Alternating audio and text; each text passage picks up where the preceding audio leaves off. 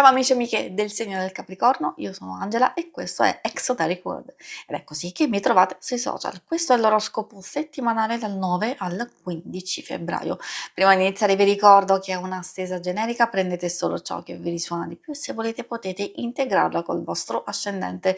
In descrizione trovate le recensioni dei mazzi usati, i link per acquistarli e i link alle playlist per conoscere il significato delle carte della Sibilla Lenormand e della Sibilla italiana. Vi invito a iscrivervi e abbonarvi al mio canale per sostenere il mio lavoro. Vi ringrazio moltissimo se lo farete o lo avete già fatto. E adesso partiamo con la lettura, andiamo a vedere come andrà in linea di massima la vostra settimana. Vediamo i segni zodiacali da attenzionare e poi vedremo l'amore, il lavoro e le finanze. Allora, in linea di massima, quindi della vostra settimana, delle vostre energie, delle cose più importanti, partiamo con la bara. Non è sempre negativa, diciamo spesso può indicare una fase molto impegnativa, difficile, complessa, però dove c'è bisogno effettivamente di una chiusura, di un ciclo, di una fine e quindi di una trasformazione. Magari c'è qualcosa che non sta funzionando oppure appunto qualcosa di negativo, di doloroso, diciamo dipende da quello che state affrontando. Di sicuro magari se vi state già mettendo in una situazione di chiusura e trasformazione, probabilmente con il cane ci sia da parte vostra desiderio di rimanere fedeli a voi stessi e quindi trovare un po' di calma, di pace, di serenità, cercare di risolvere alcune cose, di aver comunque pazienza, di darvi tempo e spazio per voi stessi, però può anche riferirsi a una persona che comunque vi è vicino, vi può aiutare, vi può sostenere e confortarvi anche magari in situazioni più complesse. E poi troviamo la scopa e la frusta, energia molto forte che in qualche modo ci fa capire che per certi aspetti, insomma, possono esserci dei conflitti, dei confronti abbastanza accesi, oppure un po' di stress, tanti troppi impegni e allora quindi potreste trovarvi in situazioni un po' ingombranti direi, perché magari qualcosa che abbiamo accumulato e allora o sappiamo che dobbiamo comunque ancora impegnarci, però magari possiamo finalmente ottenere qualche risultato, ovviamente dobbiamo fare attenzione a queste emozioni e tensioni molto forti e quindi anche come comunichiamo, come facciamo determinate cose. Io direi che con la scopa e la frusta arriva anche il momento di fare pulizia. Quindi le cose che non stanno andando bene, non stanno funzionando o nel lavoro o nell'approccio, nell'affrontare soprattutto le questioni più pratiche, hanno bisogno di meno dispersione di energia e invece un po' più di ordine, di precisione. I segni zodiacali da attenzionare per voi sono principalmente i segni di terra, Toro, Vergine e Capricorno, però abbiamo anche un po' quelli di fuoco, Ariete, Leone e Sagittario. E adesso procediamo con l'ambito amore.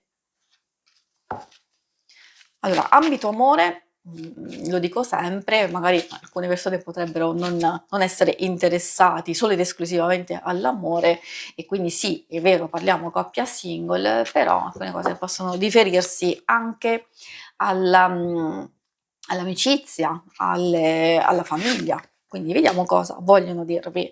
Partiamo con questa carta che di solito è abbastanza positiva, dipende dalle varie circostanze, perché magari siamo un po' sereni, tranquilli, possiamo contare sull'appoggio sia materiale che emotivo e quindi c'è protezione, cura, comprensione, anche complicità, quindi un qualcosa che va a migliorare anche nell'intimità. Per le situazioni più complesse arriva una fase comunque di maggior stabilità, nel senso riappacificazione un qualcosa che si ristabilizza. L'aquilegia appunto fa capire che almeno in questo ambito ci sono alcune dinamiche, alcune cose che stanno funzionando e che voi state cercando di far funzionare a meglio.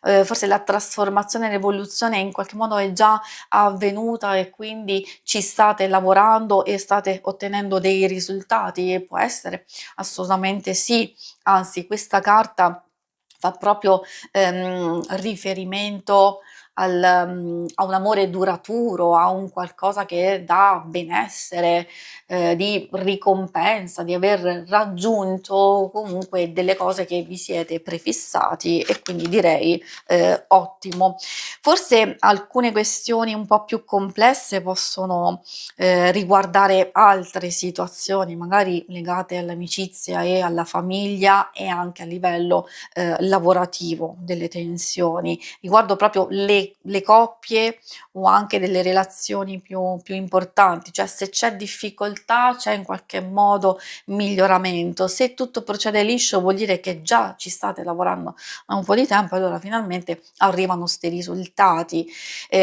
Può esserci qualche tensione, questo è normale. In una fase di passaggio e di evoluzione le cose non sono facili, però bisogna continuare ad andare avanti, ad aver fiducia e rimanere proprio fedeli a quello che vi siete prefissati. Per i single, si tratta di una situazione un po' particolare perché, magari, c'è coinvolgimento, c'è intesa o nell'amicizia o un qualcosa che potrebbe sbocciare, però effettivamente bisogna vedere anche l'evoluzione, cioè se c'è già una, frequentazione, magari la cosa rimane ancora, diciamo, sospesa e quindi si vede poi pian pianino come far evolvere, questa relazione. Se non c'è nessuno effettivamente si vede comunque un coinvolgimento, un'intesa, diciamo, un qualcosa, diciamo, però, ci sono ancora delle cose che devono essere,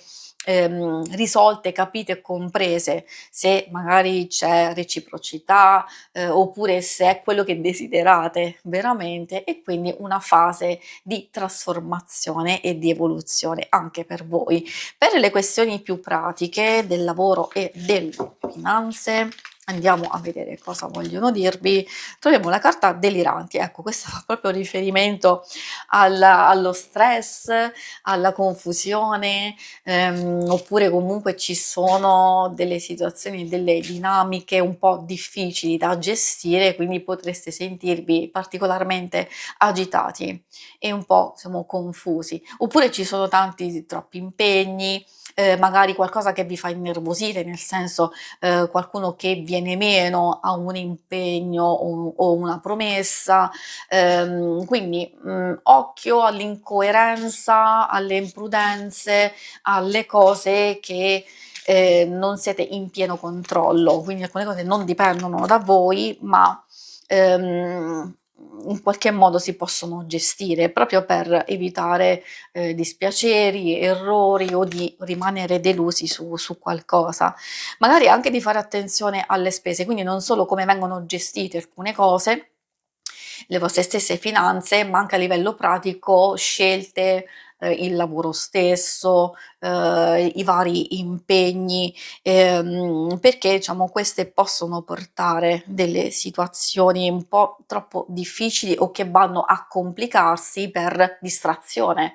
Magari appunto, secondo me alcune cose possono essere molto utili, perché se voi cercate il più possibile di concentrarvi, di evitare le distrazioni, cercare di mettere un po' di freno ad alcune persone che sapete già essere difficili da gestire, da trovare aiuto e sostegno, eccetera, allora, sapete già che cosa aspettarvi, quindi potete correre ai ripari. Magari di non aspettarvi chissà che cosa da qualcuno che forse, vi ha chiesto sostegno, aiuto o collaborazione o una proposta, magari lì di valutare attentamente e questo magari vale anche e soprattutto per le proposte di lavoro, per chi è alla ricerca, o anche magari qualcuno vi ha promesso un aiuto, un appoggio, una consulenza, diciamo per dire, anche a livello un po' più professionale, però c'è qualche mancanza, magari momentanea. per mancanza di tempo, per